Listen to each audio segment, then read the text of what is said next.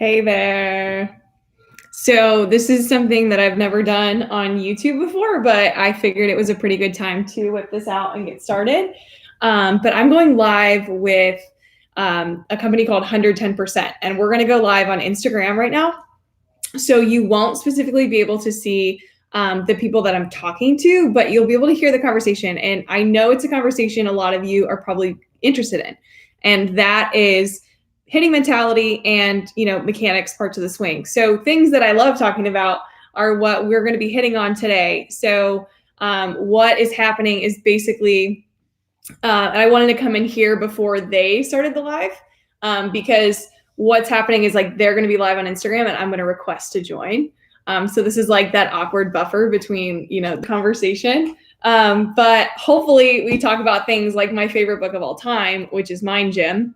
If you guys know me and you've watched any of my videos on here, like half of the conversation is always plugging, something from Mind Gym. Like this was like the book that got me through college.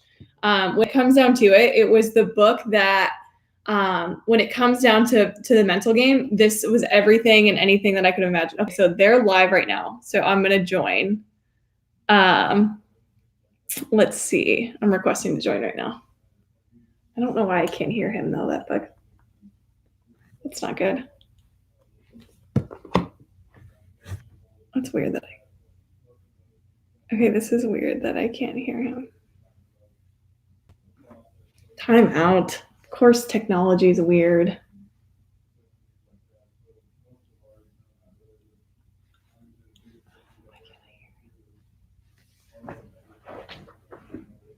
Trying to figure out why I can't hear him. Put it in the comments. There we go. All right. There we go. Now I can hear. Hopefully you can too.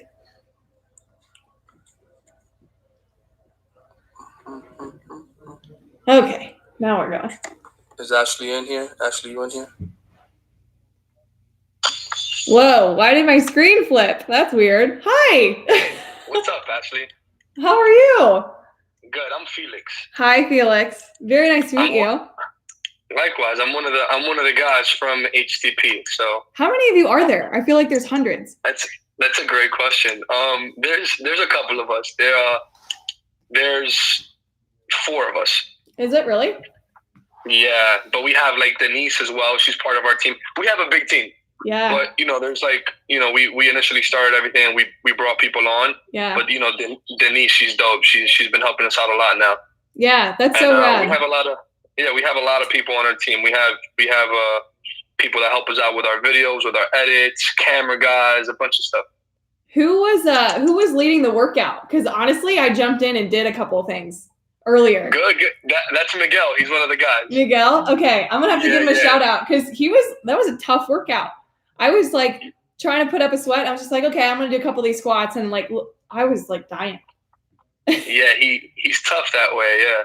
Yeah, it was awesome. Every day at 5 p.m. he goes on. So if you ever want to work out at 5 p.m. he goes on and does. I love it. He always switches it up. Does lower body, upper body, some core stuff.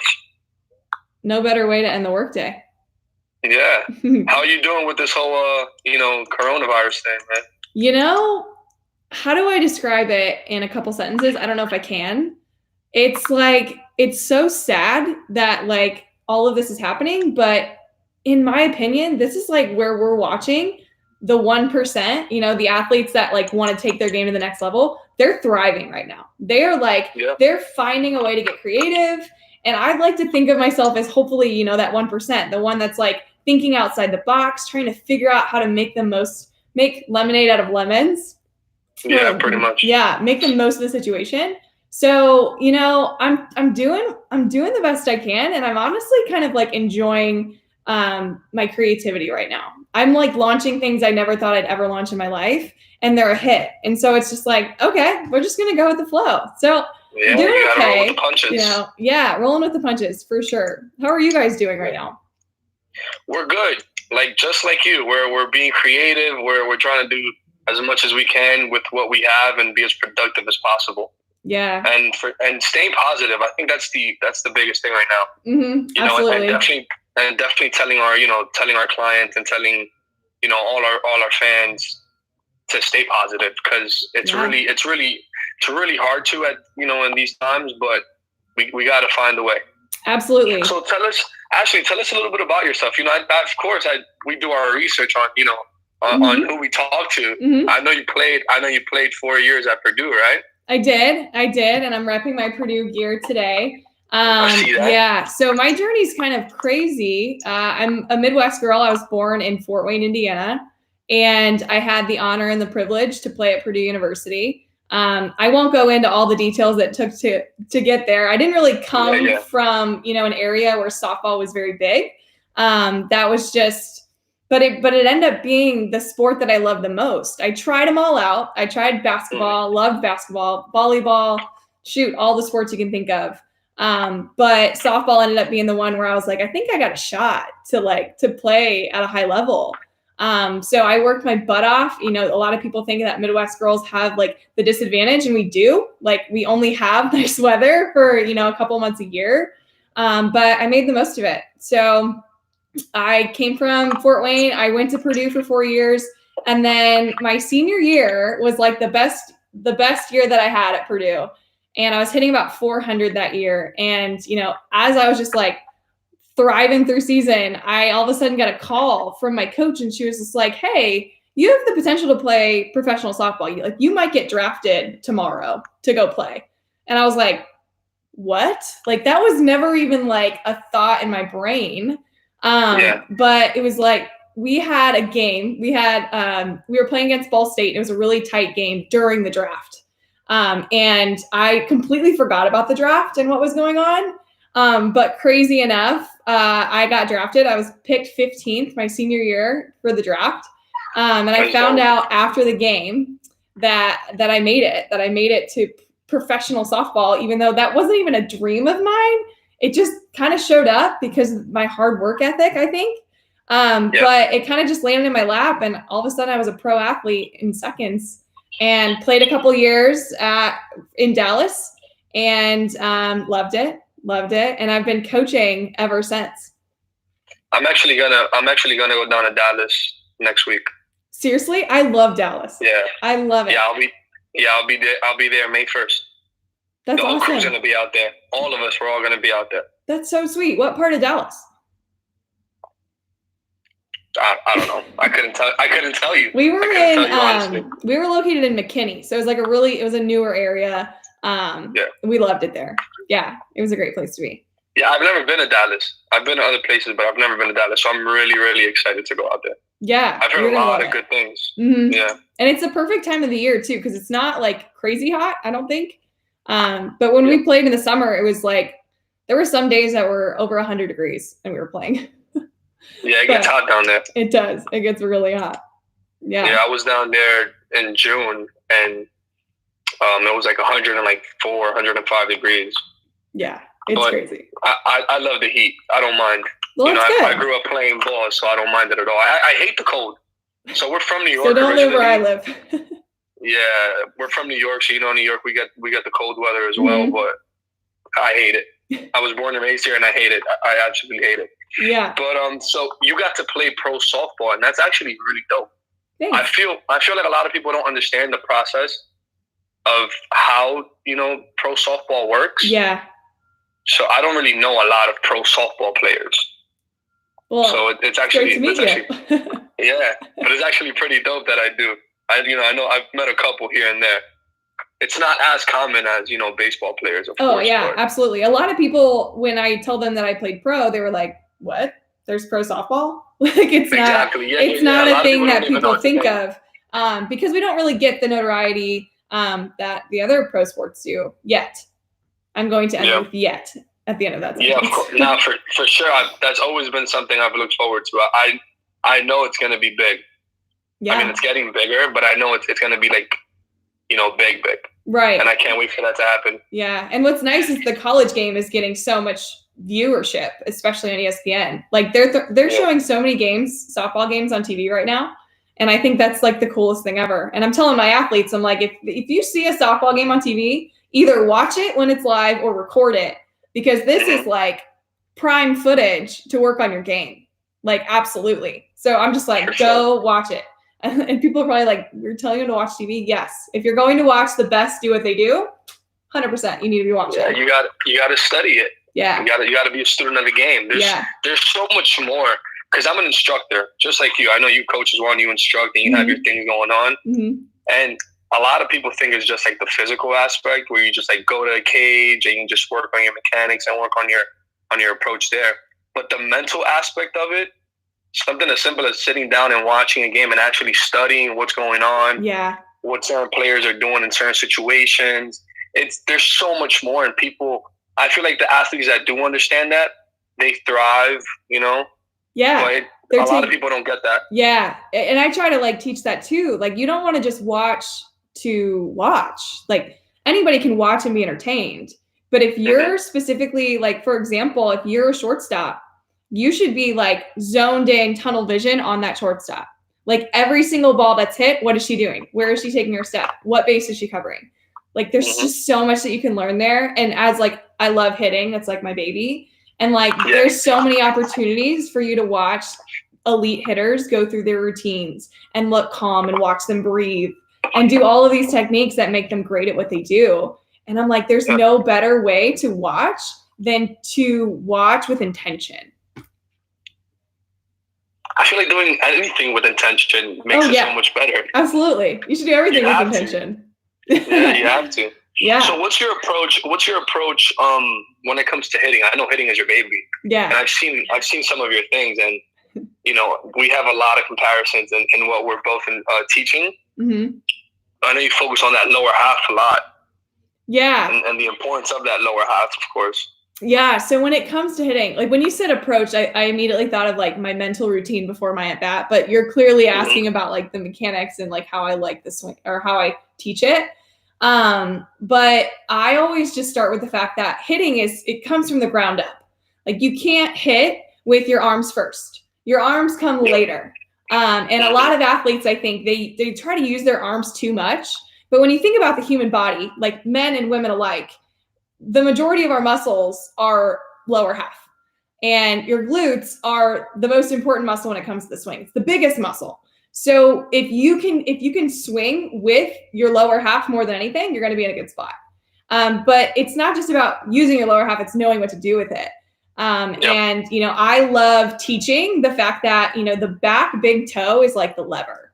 It's like the thing that you are driving off of in order to get your entire lower half driving to the ball and allowing yourself to almost kind of feel like you're on a starting block, like Usain Bolt, the fastest man alive. It's almost like you're on a starting block and you're driving from the ground with your hips to get into the ball.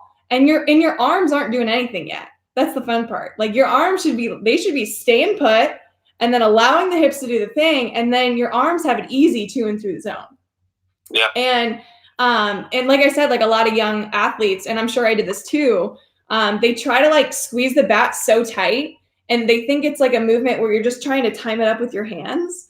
But in reality, you're going to be in the zone longer with your barrel if you allow your legs to trigger and then your hands just to kind of fly through the zone, almost like noodles that you just pulled out of the pot. Like, you want them to be loose and just snap themselves through the zone.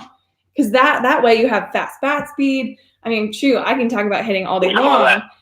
We call that effortless pop. That's what we call it. Effortless pop. I love that. I'm actually writing that down. Effortless pop. That's what that creates. That's what I teach my guys. Yeah. If you use, because you have to understand, the lower half is the foundation to the swing. Yeah. If your lower half sucks, your swing's probably going to suck. Right.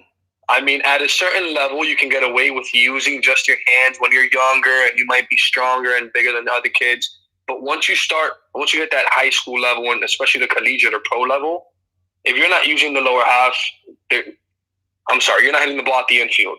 Like, it's just not going to happen. Exactly. It's very rare for it to happen. Yeah. So I definitely stress the importance of that lower half being the foundation, staying behind the ball so you can drive that ball, all these things. There's so much into it. Yeah. And I definitely want to bring you on.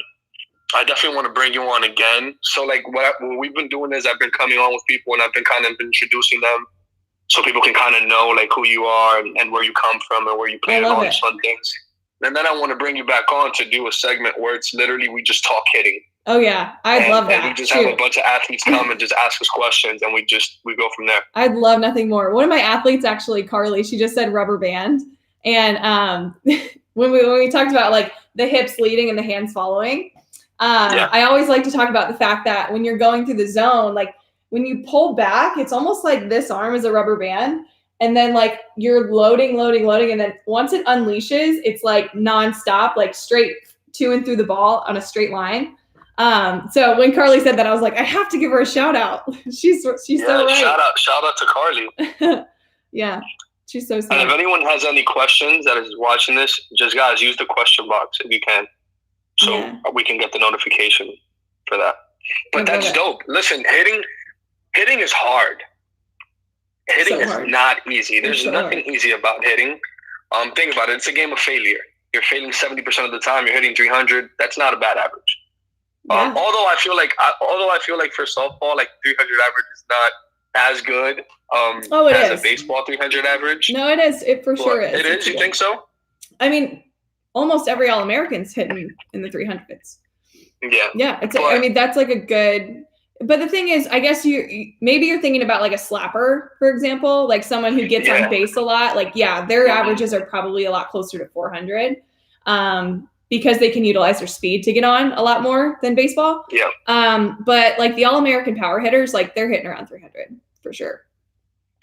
Yeah. So like just people have to understand how hard it is. Mm-hmm. And understanding how hard it is puts you in a position where you have to also understand that you're definitely more than capable of actually doing it as well. Yeah. So like you have to kind of believe that you can hit. Like it starts, the mental aspect of this is, don't quote me on, I think you know what? No, this is it. The mental aspect is definitely greater than the physical. Oh, 100%, 110%. There we go. I almost 110%. I always say 100%. No, I need to say 100%. Yeah, so like, I have these athletes that come in and they're great. They're great athletes. They've got, they got good mechanics, but their mind just isn't there. Yeah. They don't have a mental approach. They step into the box. They don't know what they're looking for. They don't know what pitch to lay off, what pitch is a good pitch to hit. Because everyone has different hot zones, cold zones.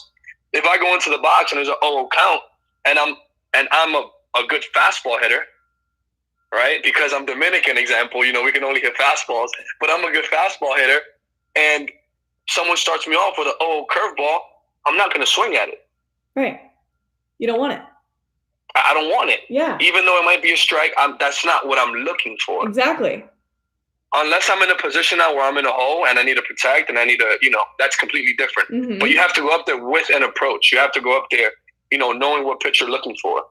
If I'm sitting inner half and someone goes and throws me an outside fastball, I'm going to spit on it. I'm going to let it go. Yeah. I have to trust that throughout that at bat, I can make adjustments and I can battle with that pitcher. Yeah. So I studied sports psychology my senior year, which is probably the reason why I hit close to 400, because I kind of figured it out, right?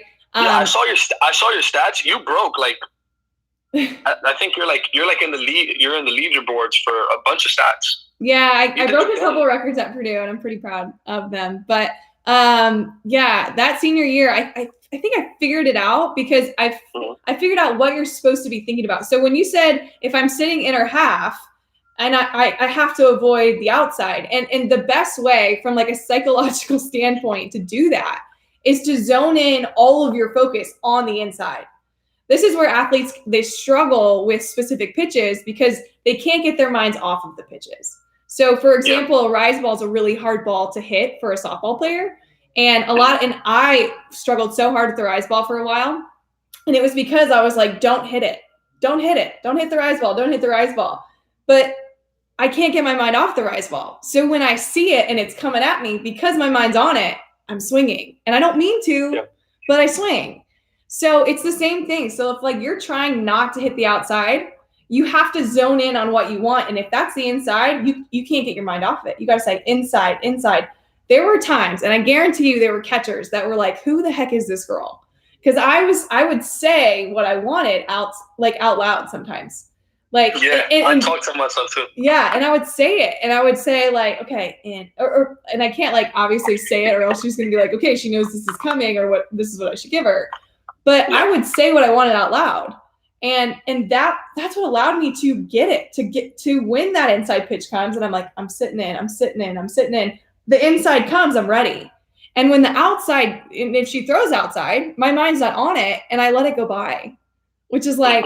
And that's like, and when I figured that out, I was like, this is easier than I thought. Like, but it took me, 20 years of my life to figure out that thing. But when I did, I think that's what makes me one of like obviously a better coach now than I was before, is the fact that that's what I teach athletes. Like, yes, we need to figure out how to master the high pitch, but here's the deal. If you're focusing low, you won't swing at the rise ball. If you're focusing low and that's all you're looking for and the rise ball comes, you're less likely going to swing at it. And when I figured that out, I was like, oh my gosh, like I need to continue playing until I'm 50, because I'm learning every single time. Like you talked about being a student of the game. That's probably one of my favorite classes I ever took was sports psychology, because I learned this stuff like hands on. I was like, oh my gosh, I wish I would have known this when I was 10. Like, Who knows how good I would have been if I knew this. But I love this game. And I love especially like finding those things that click and make sense. That was one of the things that was just like deal breaker. And I hope that athletes right now are listening and they're like, that makes sense. And they go out and they work on that. But you got to focus on the things that you want. Exactly. And you have to understand the connection from the mental to the physical aspect of it. There's a huge connection. So example, like you said, you want to lay off, you're looking down, right? You want to lay off that rise ball because chances are you're not going to be successful if you swing at that pitch, right? Mm-hmm. Now you take that mental approach and you put it and you physically put it out there in the cage, you take your reps, you're doing what you have to do. Guess what? In the game, second nature, it happens. But if you don't have a plan and you don't train with a purpose, we talked about intention already. Absolutely. It's not gonna work. Right. Now, something else that like I wanna say to those people that are watching out there, something that's big for me that I realized like halfway through playing, and that I teach a lot of pretty much all my guys, is having the yes, no mentality. Yeah. Oh my God. I love that mentality. When I figured out the yes, no mentality, and when it clicks for my kids, and I realize and I see that their takes are completely different, active they're not just standing there, I'm just like, okay, this kid's figuring stuff out. Yeah. And for those that don't know what that yes, no mentality is, guys, if I'm in the box, I'm there to hit. Right? I'm not there to look at pitches. I'm not there to walk. I'm there to hit. Preach. My job is to step in the box and hit the ball hard. That's it. That's what I can control. I can't control what the pitcher's going to throw. I have to go in there with that mindset. Now, with that mindset, I need to have that yes, no mentality. Because if I do get that pitch, I need to be ready to go. Now, let's say I get a pitch, and like I said, it's an 0-0 curveball. Boom, I'm going to take that. I'm going to spin on it. But at least I'm in the mindset of I'm swinging at what's coming now. And then as I'm tracking that ball, I turn it off. But it's really hard when that switch is off and they throw you a 90-mile-per-hour fastball and you try and turn it on. It just doesn't work. You get beat. Yeah. My girl Carly. So there's a lot of. My girl Carly just hopped in here. She said, "Yeah, we did that with Ashley." There you go. We do. And here's the funny thing. I had one of my catchers in college. We always thought she was crazy, but like what she did worked. And when she would go at a pitch, she would scream yes. Like when she was deciding, she would be like, yes. Like when she would make contact. And when she took a pitch, she would yell, no, like loud. Like everybody on the field can hear her. And we were just like, oh my gosh, what is that? But that's exactly what it is. Like you have to go in with, I'm going to hit this ball hard. I'm going to hit this ball hard. Just like we wanted to have intention. And then as soon as it's not one that you can hit hard, you have to be able to say no in your brain. And so like, it's always yes, no. And that's where like one of my hitting coaches at Purdue was always talking about like the power of an active take. And like an active take is basically your whole body's going until it's not. Yep. And that's like proving and showing that, you know, when you do swing, you're now going to be on time. because you're like, you got to work on your rhythm. You got to work on your timing, especially on the balls that you take. That's why it's so crucial to, it's not bad to get deep in the count, because you just had maybe 4 pitches that you're just getting on time with. And if you can take, and most especially if you can take a changeup, you can hit it, as long as you have that active take, because you know what time to hit it. As long as you're focusing on, when your hips are firing, like, yes, when they're going, you're ready. But when you're not, you're working on your timing. So in relation to rhythm, which is another big thing. When it comes, there's so many. I guarantee you, we can talk for hours. Be on this live for hours about hitting. But it doesn't start in the batter's box. It starts when you're on deck. When you're on deck and you're looking at that picture, you're tracking. You're trying to get that rhythm. You're trying to time that picture up. So when you step in the box, you more or less have an idea. So Absolutely. A lot of athletes need to understand. They need to understand these things. You need to prepare yourself before it happens. Yeah. Just like my infielders or my outfielders, right? Guys, you got to be in a good ready position. Yeah. You've got to take your prep steps. You've got to be ready for when that ball's hit. You're ready to go and have an idea of, okay, there's a runner on first. There's nobody out. There's one out. What am I doing? If that ball hits to my left, what am I doing? If it's hit to my right, this way, maybe I won't be able to get that runner, but I'll do. There's so much that goes into it, and if you're constantly thinking about situations and what can happen, and if it does happen, what you need to do. Yeah. So it's all mental, super mental. Absolutely. And the best defenders are the ones that can anticipate a play. Like, they're looking at the bat angle. So like, before the ball is even hit, they know where it's going. They know if it's going in the ground or in the air, or which side of the field. Like, that's what the elite do. They predict things before they happen. And I think that, so you said you looked into my stats. Like, I broke a base stealing record at Purdue. And I think, like, also to your point, it's being able to anticipate things. Like, when I'm standing at third base, like, when I'm taking my lead, I'm looking at the batter's bat angle. And if I see that the ball she's going for is going to go in the ground, I already have 2 steps towards home and have a better read than what most people do. They wait till the ball's hit, then they see where it is, then they go. You're 3-4 steps behind. So as long as you're anticipating things, you're going to be great, no matter what aspect of the game. And I always like to preach this too. It's like, as soon as the first pitch is made, you can either learn from that pitch or just exist until you're up to bat. And like you were saying, you have to be prepared. Like, first pitch, you have to learn, what kind of zone does this umpire have? Like, certain umpires are not calling specific pitches. So you better figure that out before you're at bat. This is why I never loved being the first batter. Like, I never was in college, but like in high school I was. And it was always hard to be in that position, because you have to be able to be ready before you're at bat. And that's sometimes hard if you're the first batter of the game. But if you're intentional about watching that girl warm up, even before the game starts, if you have the opportunity, you got to get as much knowledge in this database as possible in order to be your best self in the box. So the players that are watching, every single pitch that pitcher's making during her warm up, you are leveled up. You have more data here than most other people. So if you want to be the best, you got to think like the best, and that's what they're doing. Yeah. Mental aspect is huge. Massive. Huge. Yeah. It starts before anything actually happens. Mm-hmm. I know. And even after. I even brought the book that, I was reading in college that I absolutely love, Mind Gym. I'm sure you've read it. I actually haven't. Are you serious?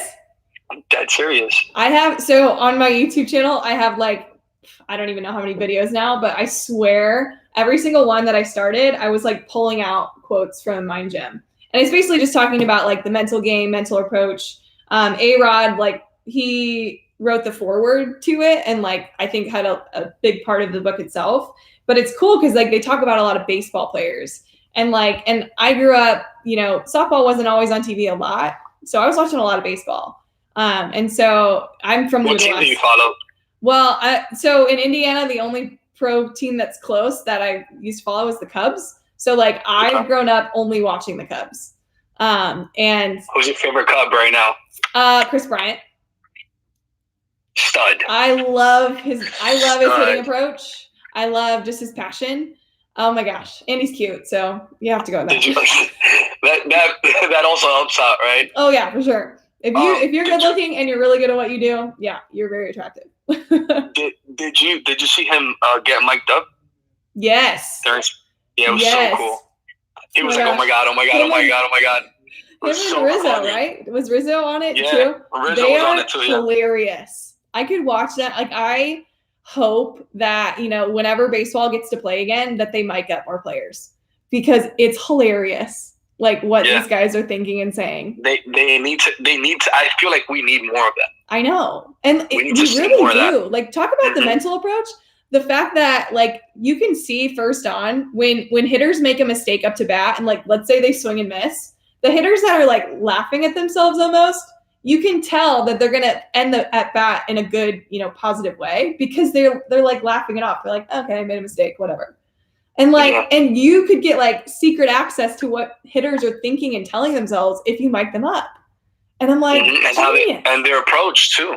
Yeah, absolutely. I remember when I was young, like when I was real young, like around my high school era, I used to go 0 for 4. Oh my god, I'd be so upset at myself. Mm-hmm. I'd be like, oh my god, like I don't know if I'd start getting real down on myself. And as I matured and I got older, I started realizing, hey, this is a game. Yeah, obviously, you put in the work and you want the results, but at the end of the day, one, this is a game of failure. Mm-hmm. And you have to understand that. Now, you have to have short-term memory, which is what I tell all my guys. Yeah. If you go 0 for 4, bro, let it go. If you strike out, if you have a bad at bat, if the umpire calls a strike and it was a ball, let it go. Because if you let that affect you, it's gonna follow you to the field. It's gonna follow you, for that next game. So you have to have that short-term memory where anything that happens that's negative, you got to let it go. Yeah. And that's something I had to learn as I matured and I grew. And once I started letting things go, the game got so much easier and it was just so much more fun. Yeah. And I think I'd strike out and I'd be like, it's all right. I got him next at bat. It was a completely different mindset. Yeah. So on like almost like a little bit of a personal level, it was always hard for me to have short-term memory when I was younger, because my dad was like my coach forever. And a lot of times when I was hitting, or like if I'd go 0 for 4, my first instinct was like, oh my God, what's dad going to think? Like, I'm gonna have to go in his car on the way home, and it's not gonna be pretty. It's gonna be ugly. Like, oh my gosh, I don't know what to deal. Right. Yeah. So like I would struggle with that a little bit. And the way I got out of that was it was kind of just like almost pretending like he didn't exist in games. And like that was something that, like, talk about the mental game. Like, if I was letting my dad dictate like how I was gonna feel, I was not gonna be successful. Like, you're the one in the box. Like, you're the only one there. And if you can master your mindset and master, the short-term memory, like, call it Dory. Like, some people call me Dory because I have really bad, like, short-term memory loss. Like, I don't know where my keys are ever, unless I say it out loud. Like, it's just funny. But yeah, you have to be able to create that. You have to be able to create that, like, just being able to let it go. Like, that's why the song Frozen, Let It Go, is probably so freaking, like, it blew up like crazy. It's because it's true. Like, you have to let things go, because if you don't, it's like you're just adding baggage and weight to your shoulders, and like soon you're going to collapse because you can't hold it all anymore. But the sooner you let it go, the taller you're going to stand, and the more confident you're going to be. So absolutely, let it go. Yeah. Listen, I love Javier Baez. I love his swing. Mm-hmm. I saw you post him. Yeah. The way he uses, for his size, he's not a big guy. No. For his size, the way he hits the ball, that's intention right there. Oh, yeah. That man swings to do damage. Absolutely. He's not swinging to just – he's trying to do damage every single time. Yeah. And first of all, his swag is on a million, always. He's always swagged up. Oh, yeah. But I love his intention. I love his approach to hit. Me it's too. Amazing. And I think early on in his career, he didn't really have a very good batting average. But what I love about him is like he is figuring it out. Like he is making sure he's a better hitter every single time he gets to hit. And he's making adjustments faster. And he's spending his off season like focusing on the things that he struggled with. Like, he made some pretty dumb mistakes his first year, but like he had such a blowout season last year because of the adjustments he was making. And he's still taking the same swings he's always been taking. He's just been mastering this and mastering what he's going for. So yeah, Javi Baez, shoot. I mean, I always talk about him when I talk about defense because of like how amazing and he's another one of the Cubbies that I'm just like, love him. He's another one. I know, there's so many. But yeah, I love and admire the way he plays. I really do. Yeah. That's great. So let me see if we have any questions. I see we have Miguel, who's the guy, the workout guy. Oh yeah, he's on here? Yeah, he wants to know how can he become better at batting? What drills can he do? Like from home right now, or if you have a net and a tee and cage, like. I think he's just saying that more. I think it's more of a general question. Yeah. Okay. Well, that's a very broad question, but I like it. That is. So I like talking about this one only because some people don't have the opportunity to hit because they're all quarantined and they can't do anything. Can't do anything, quote unquote. But literally, if you have a ball of socks, you have a ball. Like this right here, or the many socks that I have in this drawer. Like, it's ironic that it's like right there. But like, if you have this, you can get better. Like straight up, if you need to work on your hand path and make sure you have a straight path to the ball, put a target on the wall, take this sock, and work to try and hit it. Like work on elbow drive, straight path to and through the ball. And if you don't hit the target, make an adjustment. Hit the target next time. Once you start getting really good at that, back away from the wall even more. And then try to hit the wall even harder. Like there are so many drills that you can work on from your house. Like that's just like a simple drill to work on barrel whip. But even like I've seen even people like hitting with their bats, like outside of their house into their garage with a sock, like just hitting it, working on rhythm. Yeah, that's pretty much my childhood right there. Yes, right. I used to have one of those things on my basketball pole. You know that one, like where it's a baseball and it just like wraps itself around and like you hit it and then it spins. Like I had that growing up and I was hitting on that thing forever. I probably annoyed the crap out of my neighbors, but I was hitting with that thing. I was going to say, if you have like a full length mirror, you can work on your posture. So for example, I'm going to stand up and I'm going to show it only because I can. Yeah, go for it. But like ideally at contact, like you want to be in the very center of your body, right? Like, and you can't really see my legs or anything. But right now, my back knee is like in line with my head. My eyes are behind my barrel, that's pretend. And I'm super strong here with my core. And my back big toe is on fire. And if I can get to that spot, and I can show that in the mirror, and I can work on, okay, I'm away from the mirror. At contact, I should be right in the center of the mirror. If I'm right in the center of the mirror, I am completely balanced. I'm using the ground, and I'm able to load and explode and get to this contact point. I'm working on rhythm. I'm working on making sure my posture's good. I'm strong in all the areas I need. Like, you can literally hit with yourself in a mirror. It's beautiful. Yeah. Yeah. I love the fact that you said that your head is lined up with the back knee. Yeah. You know what we call that? What do you call that? Connection. Oh, yeah. I like that. You need connection. You need a head. Need a head. I know. Like when you watch, I like how some people, like Fuller Hitting is one of the guys that I like to follow on Instagram. And he likes to do like back-to-back pictures, and he'll draw like lines of where hitters are. And a lot of times I find that my hitter's posture is like back at contact. So like when they're at contact, some of them are like back like this. And they wonder, why they roll over a lot or why a lot of their balls go straight into the air. And I'm like, your posture. And so like, if I could draw them, you would want their head and their back knee to be in a straight line, because like, that's where you're completely balanced. That's where you're firm and strong. And you're grounded. You're grounded. That's like a perfect way to say it.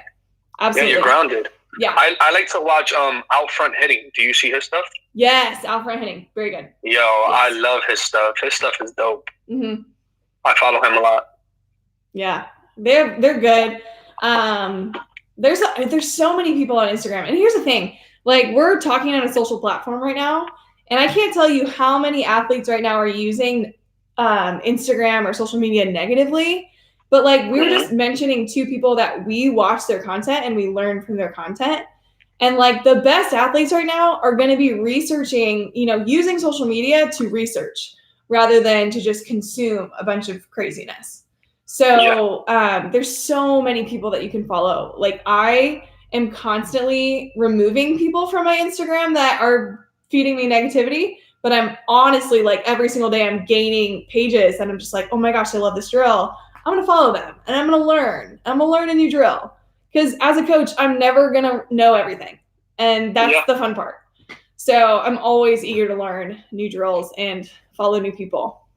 Yeah, I think it's very important that as coaches, we're open to always learning more, because once you think you know it all, then that's the first step to failure right there. Yeah. You don't ever know it all. I've met a lot of people that think, they know it all, but, it's just the way it is. It's just the way it is. Mm-hmm. All right. We have... Miguel is all over these comments.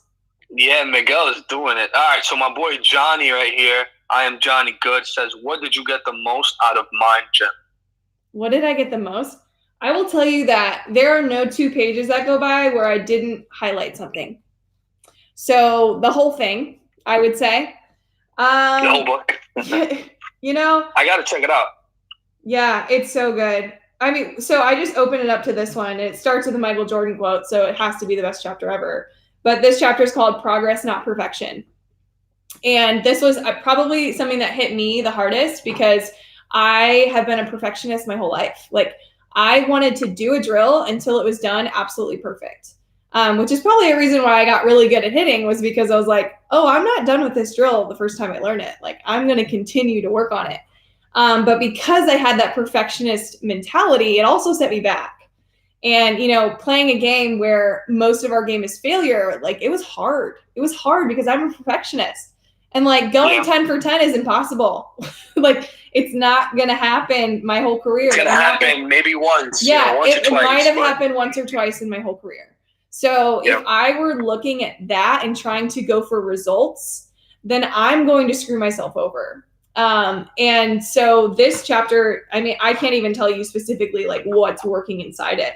But this Michael Jordan quote says, I'm a firm believer in goal setting, step by step. I can't see any other way of accomplishing anything. And it's true. Like, if you have a goal in mind, you will spend every waking minute of your day, of your life, of breath in pursuit of that goal. And every decision you make is going to go towards it. So you have to know that, today, like, I just need to get 1% better. I just need to get a tiny step closer to my goal. I don't have to take a monumental step every day. If you do that, you're going to exhaust the heck out of yourself. But like one tiny step every single day to grow, you will become the greatest. Like, that was a Michael Jordan quote. Did you watch the thing on Sunday? On ESPN? I didn't watch it. I haven't watched it. It was so good. Oh my God. You have to watch it. I haven't watched it. But like, they talk about the fact that he was cut from his basketball team, I think it was his sophomore year of high school. And it was like, because he got cut, he was like, well, that ain't going to fly. Like, I'm going to focus every single day to get better. And like, again, he didn't make monumental steps every single day. He just got a tiny bit better every day. And then he ended up becoming one of the best athletes ever to live because of that mindset of progress, not perfection. So, yeah. And especially like for us, we're in the business of baseball and softball, which is a game of failure.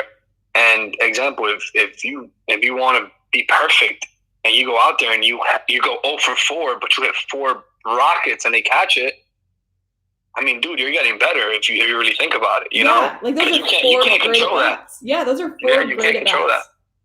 Very true. Absolutely. Very true. Yeah, it always bugs me when I see a player like hit a shot, like a line drive straight to the shortstop, and then they go, oh, that was my break, I missed it, and I'm just like, what do you mean? Like, if we're gonna track quality at bats, that was a quality at bat. But I think more athletes need to see that. Yeah. Yeah. Mm-hmm. Well, Ashley, listen, it was a pleasure having you. Thanks so much for having me. Yeah, we're definitely gonna go back on, and we're gonna definitely promote it, because I want, with your mind and my mind together, I feel like we can definitely hit a certain crowd of young athletes because I remember when I was young, I didn't have the answers. I mean, I wish I had someone that would go on live and I could just log into my phone and hear them talk about, all these things. So we're definitely going to go back on and definitely attack that. But it was a pleasure having you. Thank you. You're awesome. You're a beast. I saw all your stuff. Thanks. And we'll stay in contact. Yeah, sounds good. Someone just asked if they could follow me. Absolutely. I'm at Smashly. I know that's a funny name. At Smashly_4. You smash. Let's go. Yeah, that was like one of my high school coaches was like, "Oh, Ashley, we should call you Smashly." I'm like, "Okay," and I just went with it. I know, whatever works, we'll go with it. All right, it was a pleasure. Enjoy your day. All right. Thank you. You too. Thanks everybody for tuning in. Bye.